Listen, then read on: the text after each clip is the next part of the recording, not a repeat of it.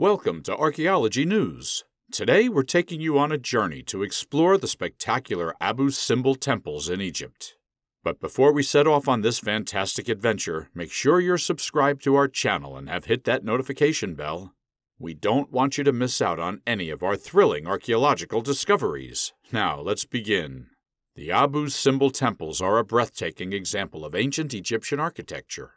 Nestled in the charming village of Abu Simbel near the Sudanese border in Upper Egypt, these two colossal rock-cut temples leave visitors in awe. Situated on the western bank of Lake Nasser, about 230 kilometers southwest of Aswan, these temples have a rich history waiting to be discovered. During Ramesses II's reign, he aimed to showcase Egypt's power and influence. Nubia, an important region known for its gold and precious trade goods, was under Egypt's control. Ramesses II wanted to impress the Nubians and integrate them into Egyptian culture, so he embarked on an ambitious construction project. The most remarkable of his endeavors was the rock-cut temples near Abu Simbel, positioned at the Second Nile Cataract, the boundary between Lower and Upper Nubia.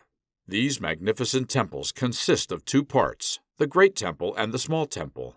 The Great Temple, dedicated to Ramesses II himself, and the Small Temple, dedicated to his beloved queen Nefertiti.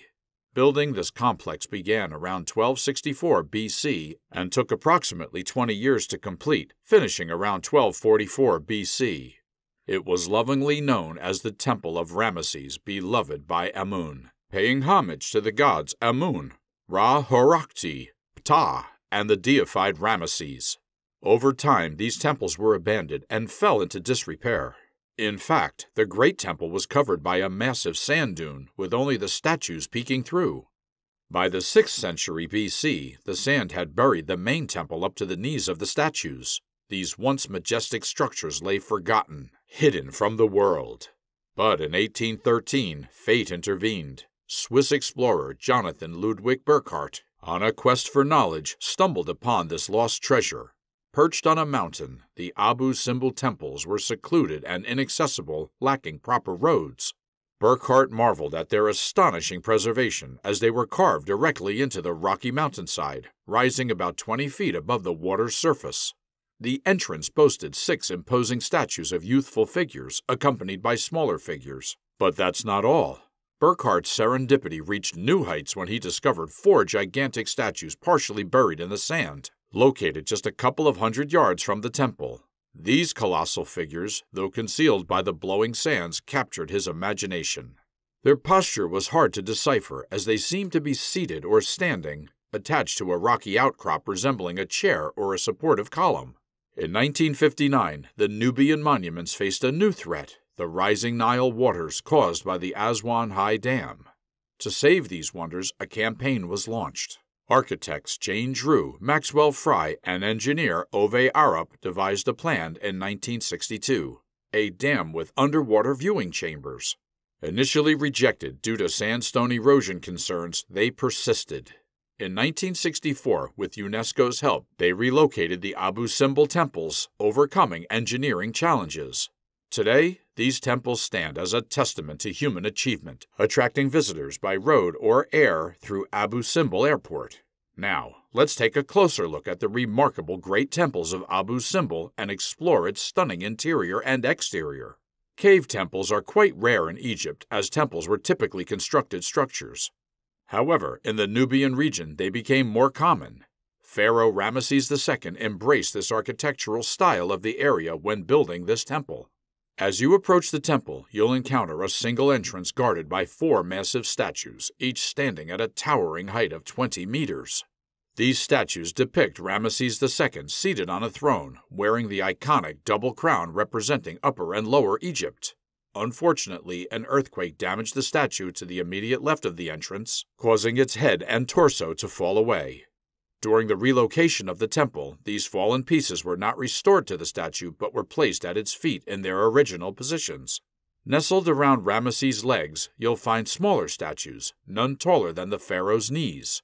These statues portray his chief wife, Nefertiti Merimut, his queen mother, Mut-Tai, his first 2 sons, Amun-Her-Khepeshef and Ramesses B, and his first 6 daughters, Bin-Taneth. Baketmut, Nefertiti, Meritamen, Nabetawi, and Isidnofret. The facade behind these colossal statues rises impressively to a height of 33 meters and spans a width of 38 meters. It features a captivating frieze depicting 22 baboons with upraised arms worshipping the rising sun. Additionally, a stele on the facade commemorates the marriage of Ramesses to a daughter of King Hattusili III, symbolizing the peace agreement between Egypt and the Hittites. Passing through the entrance doorway, you'll be greeted by bas-relief images adorning the top, showcasing the king worshipping Ra-Horakhti, depicted as a falcon-headed deity standing in a grand niche. In Ra's right hand, he holds the hieroglyph for user and a feather, while his left hand grasps Ma'at, the goddess of truth and justice. This arrangement serves as a cryptogram representing Ramesses II's throne name, Usur-Ma'at-Re. On the south side of the entrance to the temple, you'll notice a graffito inscribed in Greek on the left leg of the colossal seated statue of Ramesses II. It shares an intriguing historical account, stating, "When King Psammetichus visited Elephantine, this was written by those who sailed with Psammetichus, son of Theocles. They journeyed beyond Kirkes as far as the river would allow. Foreigners who spoke Greek and Carians also left their marks on the monument, led by Potasimto, while the Egyptians were led by Amasis." Kirkes was a location near the fifth cataract of the Nile, situated within the Kushite kingdom. Unlike other ancient civilizations like Greece, the Egyptians constructed their buildings not in human proportions, but on a grand scale meant for the gods themselves. As we step into the temple, we find ourselves entering a vestibule, its ceiling supported by 8 pillars, adorned with depictions of deified leaders linked to the god of service. The inner part of the temple follows the triangular layout common in most Egyptian temples, with rooms decreasing in size from the entrance to the sanctuary. What makes this temple truly unique is its complex structure and the abundance of side chambers. The hypostyle hall, also known as the pronaos, stretches an impressive 18 meters in length and 16.7 meters in width. It stands on the strength of 8 colossal ossurid pillars, representing the deified Ramesses linked to the god Osiris. These pillars symbolize fertility, agriculture, the afterlife, resurrection, and the eternal nature of the pharaoh. On the left-hand wall, colossal statues bear the white crown of Upper Egypt, while those on the opposite side wear the double crown of Upper and Lower Egypt.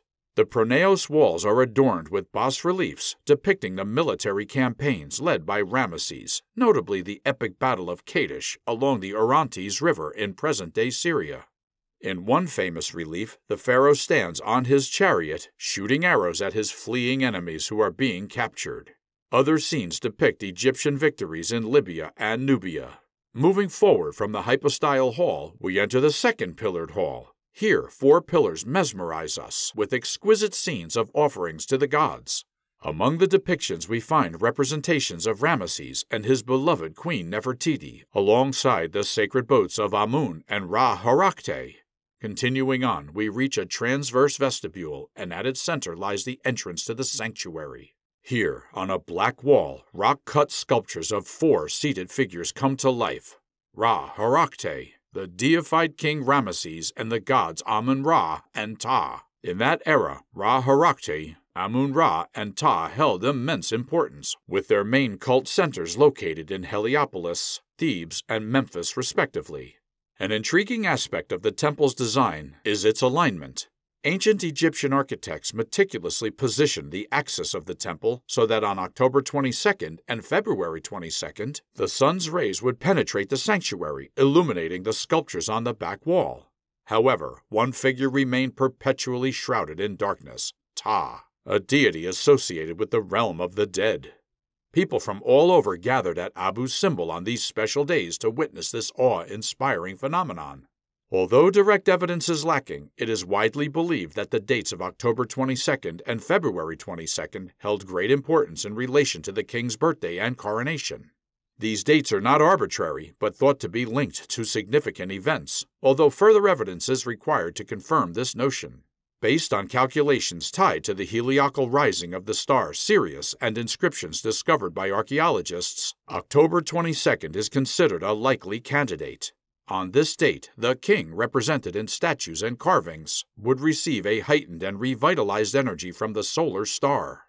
It allowed the deified Ramesses the Great to assume his rightful place alongside the powerful deities Amun-Ra and Ra-Horakhte. It is important to note that due to the Earth's axial precession, the position of the Tropic of Cancer has shifted over the past 3 millennia. Consequently, the specific date of this celestial alignment during the temple's construction would have been different from the present. Additionally, considering that the temple was relocated from its original site, the current alignment may not precisely mirror the original intentions of the architects. A remarkable feature of the Abu Simbel complex is the smaller temple dedicated to the goddess Hathor and Queen Nefertiti, situated about 100 meters northeast of Ramesses II's temple. It was a rare occurrence for a temple to be dedicated to a queen, highlighting the importance and reverence bestowed upon Queen Nefertiti. Notably, the statues of the king and queen were depicted as equal in size, deviating from the usual hierarchical representation. The small temple followed a simple version of the Great Temple's design. Inside, a hypostyle hall adorned with pillars showcased captivating scenes of the queen playing the sistrum, a musical instrument, alongside various gods and goddesses. Bas relief on the walls depicted the deification of the king, the queen making offerings, and the couple presenting papyrus plants to Hathor. The sanctuary and side chambers featured depictions of offerings to different gods. A notable highlight of the temple, symbolized as a divine cow, emerged from the mountain, emphasizing her connection to the temple and Queen Nefertiti. As our incredible journey through the Abu Simbel temples comes to an end, let the grandeur and mysteries of ancient Egypt ignite a fire within you. Like a warrior, smash that button of admiration and wield the power of knowledge by subscribing. Unleash the magic of history upon your friends by sharing this video with fellow enthusiasts.